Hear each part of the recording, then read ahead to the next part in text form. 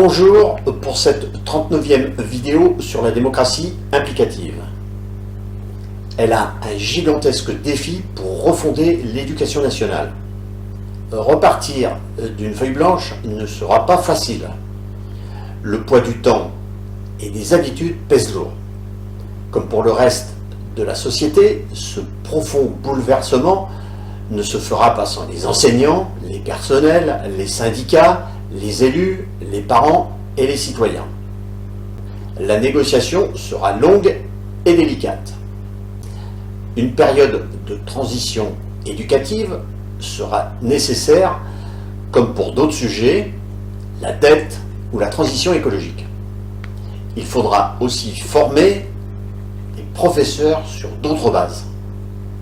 La révolution éducative implicative se résume au passage de l'enseignement strictement analytique à un enseignement mixte, systémique et analytique. Dans le macroscope, Joël de Ronet aborde ce sujet dans le chapitre 6, alinéa 3. Il donne cette clé. L'approche systémique en éducation ne saurait se substituer à l'approche traditionnelle, ni en résoudre comme par magie les principaux problèmes. Elle est le complément indispensable, mais la mise en place de cette complémentarité passe à la fois par la simplification et l'enrichissement de l'enseignement actuel. Les missions de l'éducation nationale resteront les mêmes: assurer l'enseignement des savoirs à la jeunesse et aux citoyens tout au long de la vie. Elle doit aussi donner les bases de la vie en société. Elle dispose aussi d'une dimension de recherche. La démocratie implicative favorisera aussi une grande interconnexion avec la vie professionnelle et civique.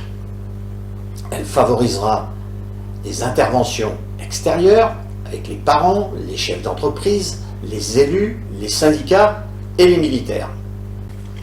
Les besoins éducatifs sont de plus en plus nombreux, mais la machine ne tourne pas toute l'année, laissant de larges places inoccupées. En partant de cette base, je propose que l'éducation nationale fonctionne toute l'année avec une seule période d'interruption pour les fêtes de fin d'année. Les professeurs et enseignants sont présents sur leur lieu de travail toute la journée et 5 jours par semaine. Comme les autres professions, leur temps de travail est basé sur 35 heures. Ils disposent des mêmes congés annuels.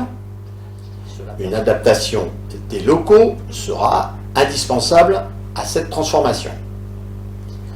L'organisation du parcours pédagogique doit permettre aux jeunes d'être préparés à la mobilité et à la souplesse d'esprit. La classe fixe basée sur un rythme annuel est supprimée. Les élèves passent au niveau supérieur quand ils auront acquis les connaissances nécessaires. Cela favorisera un meilleur ajustement à chaque élève. L'éducation sera plus systémique pour favoriser l'interconnexion des disciplines.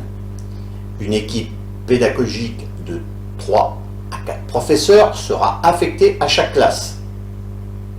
La spécialisation des professeurs est supprimée, ce qui ne veut pas dire qu'ils n'auront pas des matières préférentielles. Pareillement, les enseignements analytiques, comme sur les mathématiques, la littérature ou la physique, seront maintenus. L'université formera les professeurs en favorisant les thèmes plus que les matières, comme les sciences avec les mathématiques, la physique, la biologie, la chimie, les sciences humaines avec le français, l'histoire, la géographie et le civisme, les arts avec le dessin, la musique, le théâtre ou la sculpture. L'éducation physique aura bien sûr une part importante, mais par des professeurs spécialisés. Les langues seront intégrées à l'enseignement et des cours seront dispensés en immersion. Le co-enseignement sera systématisé pour permettre un meilleur suivi des élèves en difficulté. Il y aura aussi un impact sur la discipline car 2 professeurs seront en permanence dans la classe. L'équipe pédagogique assurant la totalité de l'enseignement, elle disposera d'une plus grande liberté d'organisation de l'emploi du temps. Les devoirs seront prévus pendant le temps scolaire. Les examens ne se passeront plus à date fixe, mais quand l'élève sera prêt. Des lieux spécifiques seront prévus à cet usage. Les vacances scolaires ne seront plus décidées par des dates fixes, mais sur des plages plus larges. Par exemple, les congés d'été pourront s'étaler entre le 1er juin et le 30 septembre pour les élèves et les professeurs. Cela demandera une organisation qui influencera l'ensemble de la société. Dans le monde du travail, il faudra s'organiser avant pour éviter que tout le monde parte en même temps. Pour les entreprises et l'économie, les effets de réduction d'activité seront moins marqués. La productivité de la nation s'en trouvera améliorée. Le tourisme sera l'un des gagnants, en particulier sur la saison estivale et les intersaisons. Les familles ne seront plus obligées de partir entre le 15 juillet et le 15 août. Pour l'organisation globale de l'éducation nationale, cela sera aussi bénéfique. En cas d'absence d'un professeur, le problème sera géré directement au sein de l'équipe pédagogique. Cela nécessitera une négociation sociale pour revoir l'ensemble du statut. Les citoyens auront des facilités plus grandes pour intégrer le corps des enseignants pendant leur parcours professionnel. Un maçon ayant des difficultés physiques pourra y trouver une nouvelle orientation professionnelle. Bien sûr, il faudra qu'il suive une formation adaptée. Pareillement, un ingénieur fatigué par la pression professionnelle pourra devenir un excellent professeur. Les filières professionnelles seront valorisées. L'accès à la faculté sera plus restrictif. Cela sera compensé par des possibilités plus larges tout au long de la vie. Cette perméabilité entre les institutions et la société civile dans les différentes périodes de la vie est une marque forte de la démocratie implicative. Les médias relatent régulièrement des expériences novatrices au sein de l'éducation nationale. L'une des plus marquantes est celle de Jérémy Fontagneux du lycée Lacroix à Drancy avec son projet Réconciliation où les parents sont fortement impliqués.